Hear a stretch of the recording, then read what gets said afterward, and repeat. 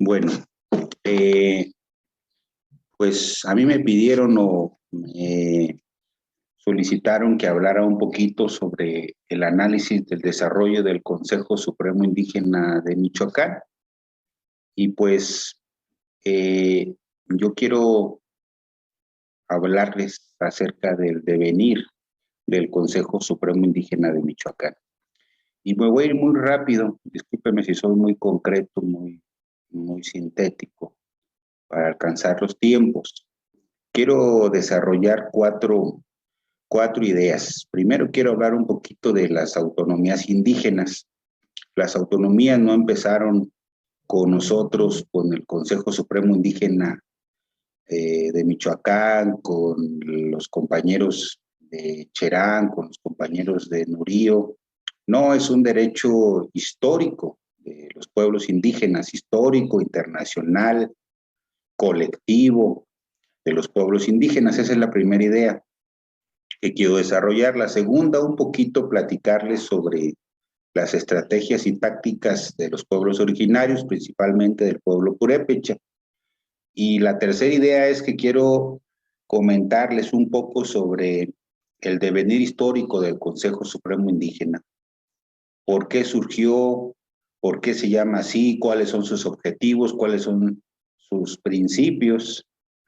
Y también, por supuesto, hablarles sobre los retos, las perspectivas y líneas de desarrollo que tiene el Consejo Supremo Indígena de Michoacán. Lo voy a hacer todo muy sintético. Bueno, primero comentarles que, como ustedes saben, hay diferentes tipos de autonomías y esto hay que dejarlo muy claro. Primero quisiera hablar de la cuestión histórica. La cuestión histórica, pues estaba el señorío purépecha, este señorío que tuvo su núcleo en el lago de Pátzcuaro, donde fueron conquistando los Bacús hechas en espiral y luego alcanzaron todo lo que actualmente es Michoacán y por supuesto alcanzaron otros estados colindantes. Este era una forma de autonomía. El señorío purépecha nunca fue conquistado por la Triple Alianza Mexica.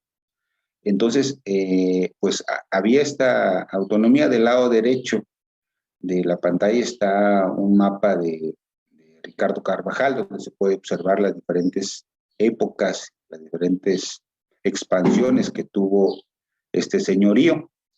Pero también posteriormente, después de la llamada conquista o invasión española, pues hubo lo que le llamaron repúblicas de indios. En Michoacán hubo 40 repúblicas de indios. Del lado derecho inferior está la República de Indios de Pátzcuaro, en el siglo XVII. Es un mapa de Felipe Castro, para que se dé una idea del territorio que tenía una república de indios, y esos tenían un cierto grado de autonomía, por supuesto parcial, pero tenían su propia justicia, su propio sistema recaudatorio, su propia seguridad. Ahí es donde viene el primer reconocimiento institucional de las rondas. Es mentira que las rondas se hayan reconocido solamente en esta época contemporánea. Desde este tiempo colonial ya venía este reconocimiento. Bueno, hubo 40 repúblicas de indios. También, por supuesto, en la actualidad hay cerca de 30 consejos de gobierno comunal, solamente reconocidos por el gobierno de Michoacán 24, los otros son la autonomía sin permiso de nadie, y entonces es un auge que ha estado continuando en los pueblos originarios. Por eso decimos que es un derecho histórico. Esto no viene de una ley, de un gobernante, de un colectivo, de un consejo, es un derecho histórico que tienen los pueblos indígenas. Y también, por supuesto, no dejar de comentar que hay otros ejemplos históricos. Solamente voy a mencionar dos por la cuestión de los tiempos.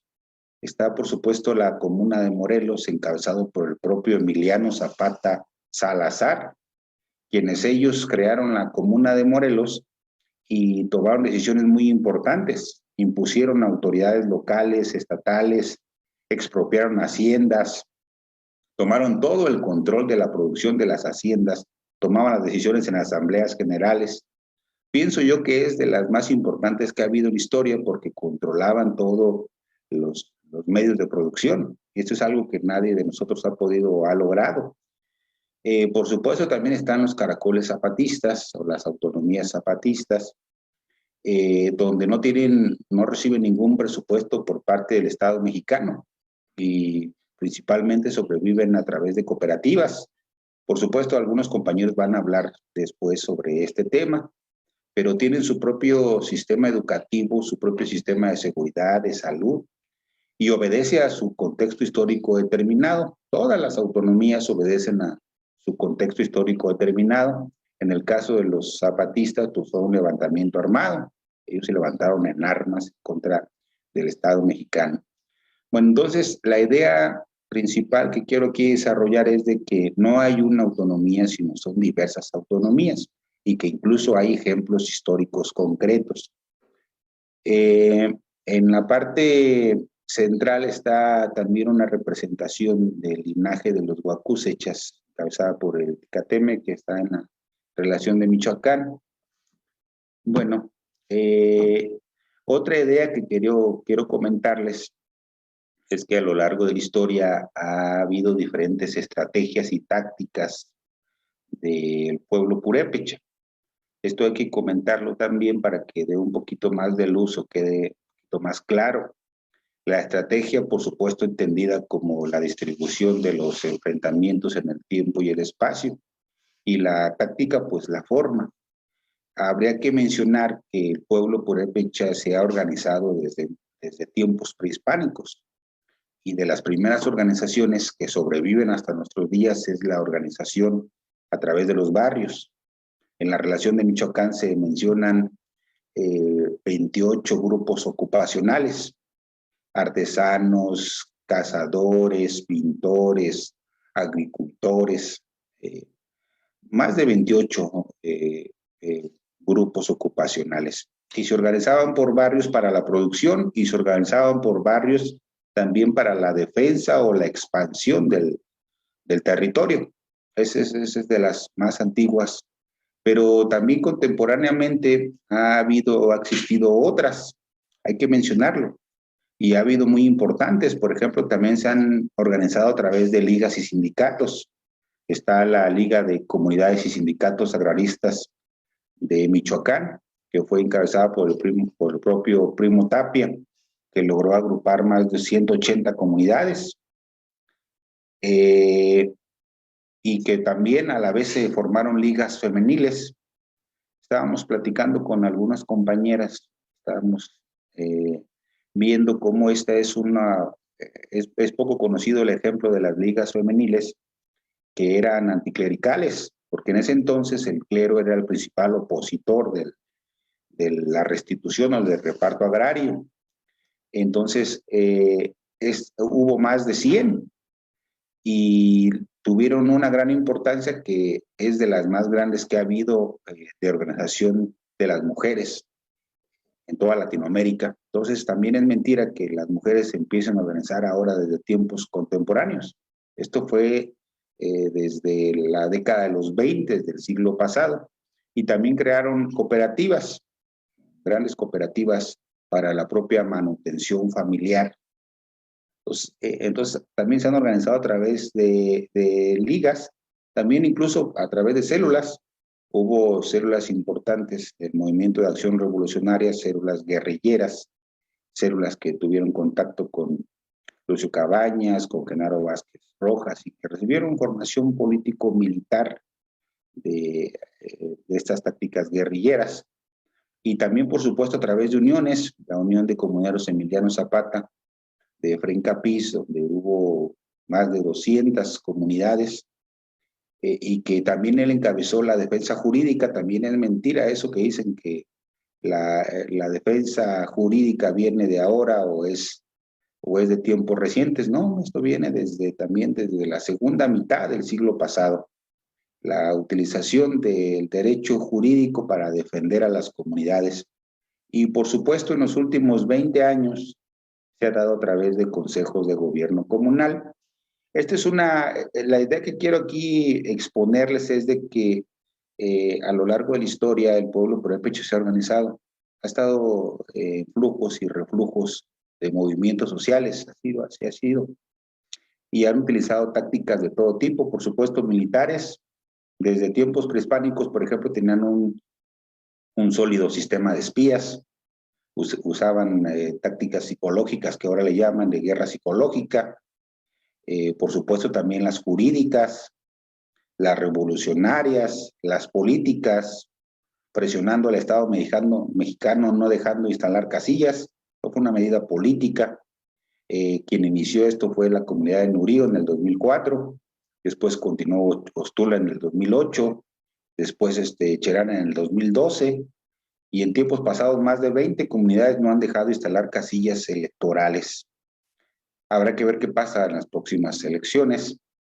Y por supuesto también sociales, movimientos sociales, manifestaciones, toma de carreteras, de instalaciones eléctricas, de instituciones, movilizaciones sociales. Entonces hay una multitud de tácticas y diferentes estrategias que ha empleado el pueblo purépecha. Ahora ya me voy a un poquito entonces más a lo que me pidieron que comentara. Primero, entonces, entender que el pueblo purépecha históricamente es un pueblo combativo que ha estado en movilización. Y en este marco, pues empezar con la exposición de que qué es el Consejo Supremo Indígena de Michoacán. Pues es un consejo libre, autónomo e independiente. No depende ni de los municipios, ni del Estado, ni de la Federación. No tiene entre sus empleados, no tiene a personas que están trabajando para el gobierno del Estado o el gobierno federal. Eso es bueno, pensamos nosotros, porque permite una autonomía de decisión. Y también pues es un espacio de reflexión y solidaridad indígena. Ahí confluyen autoridades de diversas comunidades y es una herramienta comunal de organización y de lucha. Es una asamblea general de autoridades tradicionales. Está conformado por jefes de tenencia, comisariados ejidales y comunales, representantes comunales, jueces tradicionales, consejos de gobierno comunal. Actualmente hay 70 comunidades, es un movimiento de comunidades indígenas y es un lugar de información, de formación y de denuncia.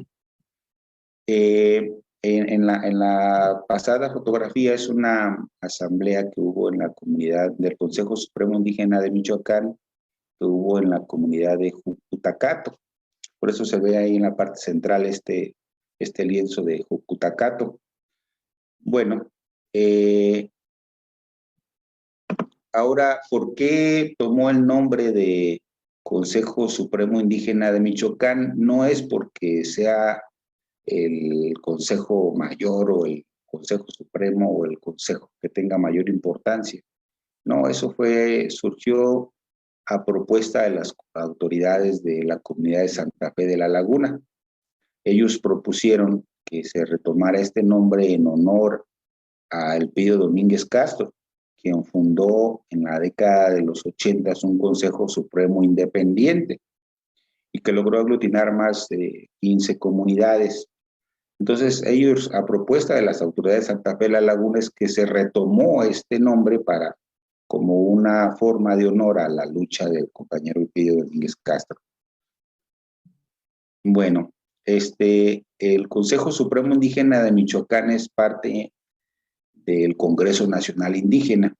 Así se decidió por las asambleas de las comunidades, se llevó a asambleas y se decidió que nos integraríamos y queríamos formar parte del Congreso Nacional Indígena. Por supuesto, ellos a su vez tuvieron también una asamblea y en la asamblea también se autorizó.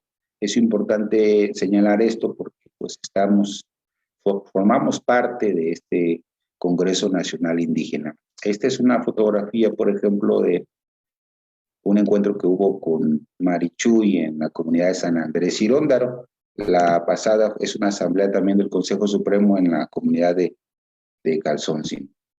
Bueno, me voy a ir muy rápido para tratar de alcanzar con los tiempos, y hay algunos principios, voy a mencionar solamente algunos, o los principales, como lo mencionábamos, es autónomo e independiente.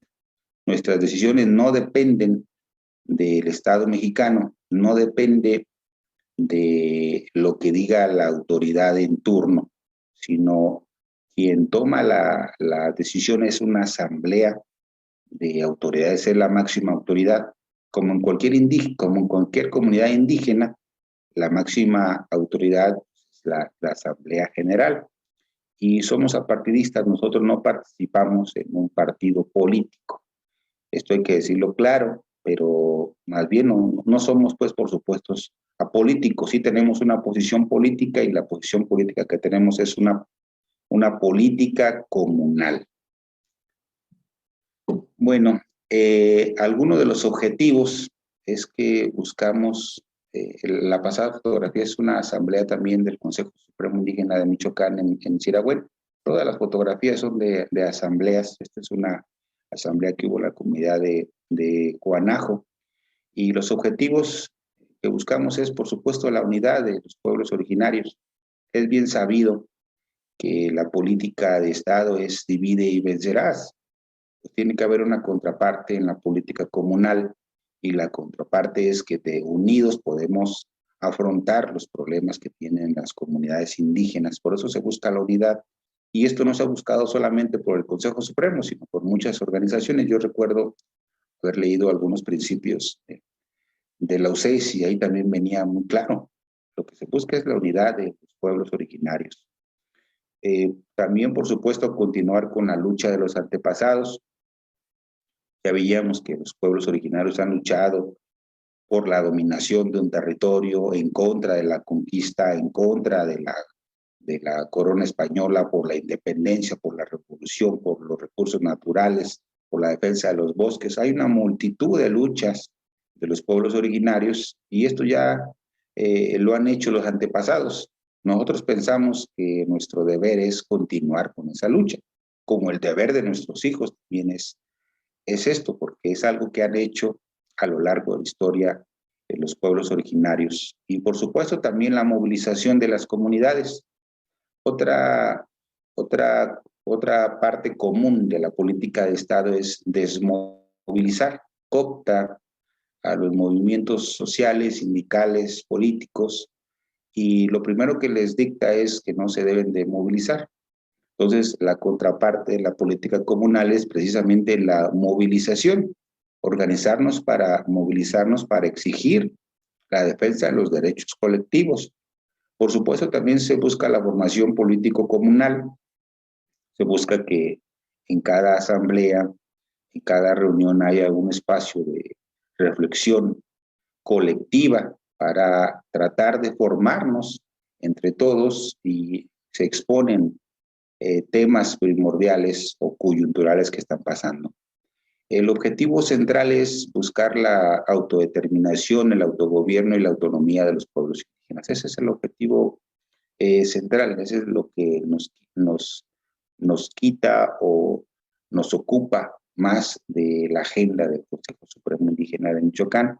Y por supuesto también la defensa jurídica a través de un colectivo de abogados indígenas que se llama Juchar-Huinapecua, para cuestiones de autonomía, para cuestiones de defensa del territorio, para cuestiones agrarias, para incluso cuestiones penales. Ahí ha estado trabajando este colectivo de abogados indígenas. Bueno, también quiero exponer como algunos ejemplos de estas cosas que le estoy diciendo. Uno de los ejemplos que quiero comentar, por ejemplo, en lo que se refiere a la defensa del territorio, es que se ha apoyado a las comunidades en la restitución de sus territorios. En el lado izquierdo es una asamblea que se llevó en la comunidad de Santa Fe La Laguna, y del lado derecho una mesa de trabajo que estuvo con el gobierno del estado para la restitución de la casa de descanso que tenía el gobernador en Santa Fe La Laguna, en Chupícuaro. Durante mucho tiempo, durante más de 50 años, estuvo esa casa en posesión del gobierno del estado, y pues solamente lo utilizaban para vacacionar o para hacer fiestas ahí los juniors. con el apoyo del Consejo Supremo Indígena de Michoacán se logró la restitución de esta casa de descanso. Actualmente está en propiedad de la comunidad. También, por supuesto, igual pasó con una finca que tiene la Secretaría de Comunicaciones y Transportes, que expropió también hace mucho tiempo para construir en ese entonces la carretera federal. Y igual una planta piscícola que tenían un territorio ahí que le habían quitado a la comunidad y que nunca construyeron nada. Esto se logró también, por supuesto, en años pasados se les apoyó para la restitución de 40 hectáreas que tenía un particular, por cierto, se ha dicho de paso que fue uno de los asesinos del compañero Elpidio. Entonces la comunidad pues quería quitárselos y se logró a través de quitándole la concesión que tenía con Conagua. Es decir, ha participado en la defensa del territorio de algunas comunidades. Por supuesto, también en diferentes movilizaciones. Luego los compañeros o las autoridades solicitan que realicemos algunas movilizaciones conjuntas, pacíficas, para exigir al gobierno federal, al gobierno del estado, a los juzgados, que respeten los derechos colectivos de los pueblos indígenas. En el lado superior izquierdo estaba una manifestación que tuvimos allá en la Ciudad de México en la mañanera. Del lado superior derecho, una que tuvimos en el Tribunal Electoral del Estado. Eso fue para apoyar a los compañeros de Sevina. En el lado del medio derecho, tomamos la Secretaría de Bienestar, no había corrupción en sus programas sociales. El lado inferior derecho, una manifestación que hubo, tomamos las instalaciones eléctricas allá en la Cañada de los 11 Pueblos. En el medio, una manifestación en la Suprema Corte de Justicia. En el inferior izquierdo, una toma de las vías de los ferrocarriles también en la comunidad de Calzoncín. En fin, a petición de las comunidades se han realizado movilizaciones para exigir que se respeten los derechos colectivos. Y el tema o el objetivo principal es la formación de autonomías. Y aquí voy a dar algunos ejemplos, o quiero dar algunos ejemplos. Y lo primero que te piden en cualquier comunidad cuando vas a realizar un proceso de autogobierno o autodeterminación es información. Es lo primero que te solicitan. Asambleas informativas. Por ejemplo, del lado superior izquierdo está una asamblea que hubo en la comunidad de Angahuan. Del lado superior derecho, otra asamblea que hubo en la comunidad de Pichátaro. En medio, una que hubo en Siragüen. En la parte del medio inferior, una asamblea que hubo en Carapan. En la parte izquierda inferior, una que hubo en Santa Fe La Laguna. Y en la derecha, en contraparte, una que hubo en San Ángel Surmucapi. Ningún proceso de autonomía empieza por disposiciones legales, porque así lo decide una ley. Se ocupa trabajo previo. Y este es lo primero que se realiza en las comunidades. En todos lados es lo primero que solicitan. Bueno, ya pasando a algunos ejemplos concretos donde ha participado es en la conformación del Consejo de Gobierno Comunal de Sevina. Ahí fue una batalla importante que dieron los compañeros del colectivo de abogados indígenas Cucharguinapecua. Si no mal recuerdo, fueron 17 recursos jurídicos en los que se les venció al ayuntamiento, entre ellos una controversia constitucional, amparos, impugnaciones, todos y cada uno de ellos vencieron los compañeros de Sevina. Incluso hubo hasta 2 asambleas, una para nombrar al consejo y otro para ratificarlo. Y ahí participó, por supuesto, directamente este colectivo.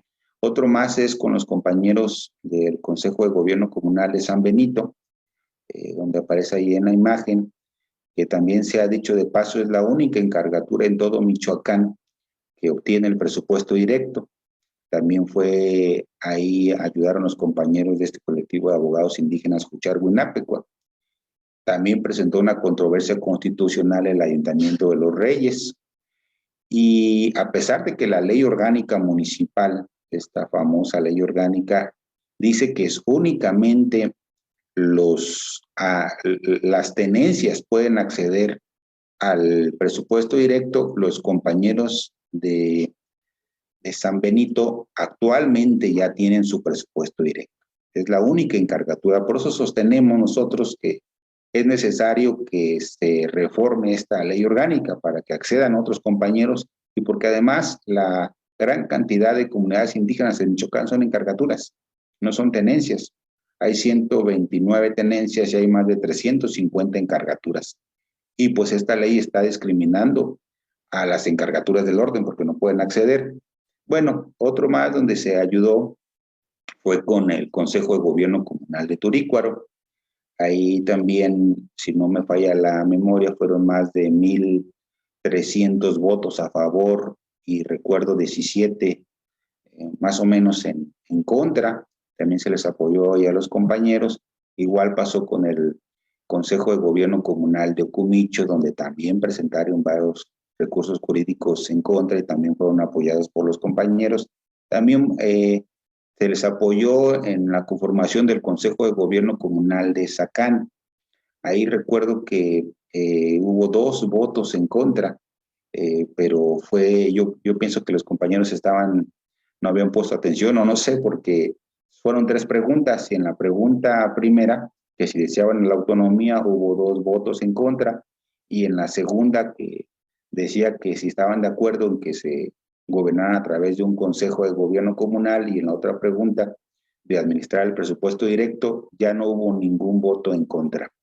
Bueno, también se apoyó con los compañeros de gobierno comunal de Jarácuaro, donde ahí ha puesto muchas piedras el ayuntamiento de Orongarícuaro, pero se le ha vencido en todos y cada uno de ellos. A la actualidad se le ha vencido en 7 amparos que ha presentado el ayuntamiento. No se digna o no quiere soltar el presupuesto del ayuntamiento. Sin embargo, pues estamos claros de que va a perder porque ha perdido en todos los procedimientos jurídicos. También, por supuesto, se apoyó en la conformación del Consejo de Gobierno Comunal de San Francisco Peribán. Ahí también la absoluta mayoría estuvo de acuerdo. Creo que hubo un voto en contra y fue el de la síndica quien estuvo en contra de que se administrara el presupuesto. También se apoyó a los compañeros del Consejo de Gobierno Comunal de Nuevo Cirosto y también, por supuesto, al Consejo de Gobierno Comunal de Zicuicho, que está en proceso y que no dudamos en que pues van a triunfar los compañeros. Bueno, lo que les di son algunos ejemplos muy concretos y muy rápidos, someros, de lo que ha venido trabajando el Consejo. Ahora, ¿cuáles son los retos, las perspectivas, las líneas del desarrollo que puede seguir o que pensamos que tiene pendiente este Consejo? Bueno, primero, comentar que estos 30 consejos de gobierno comunal que hay actualmente se han concentrado únicamente en la autonomía municipal y pensamos, por supuesto, que esto no es suficiente. Tiene que haber autonomías regionales. Y para la autonomía regional proponemos la entrega del presupuesto directo estatal.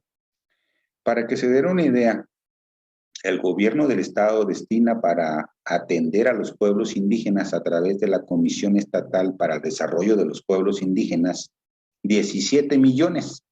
Este año, 2022, destinó 17 millones. Todo se prevé que para el año que viene también destinen una cantidad similar. Esto es una migaja.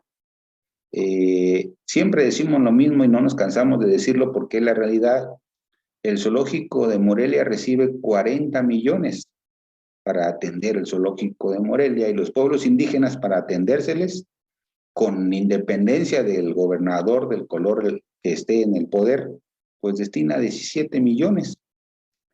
Y me refiero a todos los partidos, si revisan la historia de las instituciones en Michoacán encargadas de atender a los pueblos indígenas, revísese en cualquier sexenio, esté el gobierno que esté, llámese Secretaría de Pueblos Indígenas, Coordinación de Pueblos Indígenas, Comisión Estatal de Pueblos Indígenas. En toda la historia, el máximo histórico alcanzado es de 100 millones, 120 millones.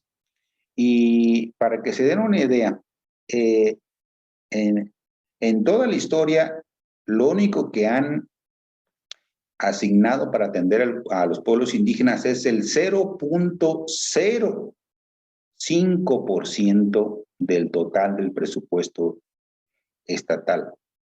Y si ustedes revisan las cifras oficiales, en Michoacán hay más de 150,000 personas que hablan una lengua materna. Esto corresponde al 3.5% del total de la población. En otras palabras, se supone que por ley deben de asignar el 3.5% del presupuesto estatal a los pueblos indígenas, por lo menos. Y esto corresponde a 1,800 millones, no a los miserables 17 millones que tiene la Comisión Estatal para el Desarrollo de los Pueblos Indígenas. Y también, dicho sea de paso, la mayoría se va en gasto de los salarios, de los altos salarios, de la gasolina, de los insumos, de las rentas. Entonces, realmente no hay inversión. Bueno, entonces queda pendiente la autonomía regional y, por supuesto, también las autonomías nacionales. Igual se puede hacer exactamente con el presupuesto federal. Igual el gobierno federal, sin importar el color que esté en turno, también nunca destina la cantidad que corresponde conforme a la población indígena. Otra tarea importante es la unidad de acción de los pueblos originarios. Sí es posible la unidad de acción, ya lo demostró Primo Tapia, ya lo demostró Fren Capiz, ya lo demostró Pedro Soria Armola en las rebeliones de Pátzcuaro. Sí es posible la unidad de acción.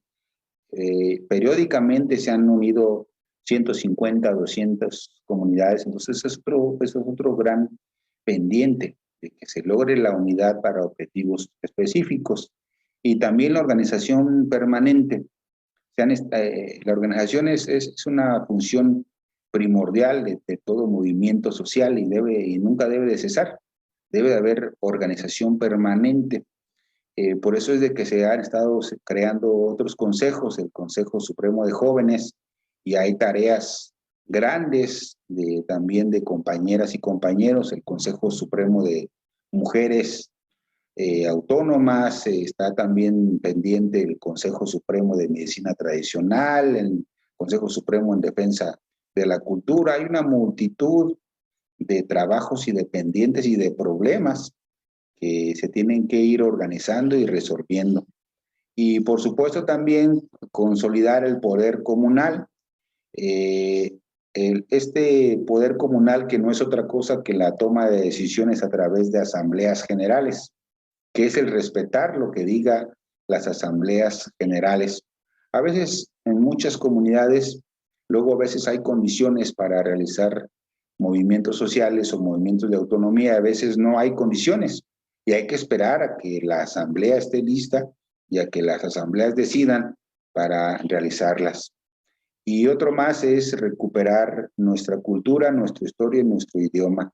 Ese es un pendiente muy grande que tenemos nosotros dentro del Consejo Supremo Indígena de Michoacán. Observamos que otros compañeros tienen sus universidades, como la Universidad Comunal de Oaxaca. Vemos como en otros países también las comunidades indígenas proponen los planes y estudios de trabajo. Vemos cómo supervisan, ponen, quitan a profesores. Y ese es un gran pendiente porque también hay que dejarlo claro. El derecho a la educación es un derecho colectivo de los pueblos originarios.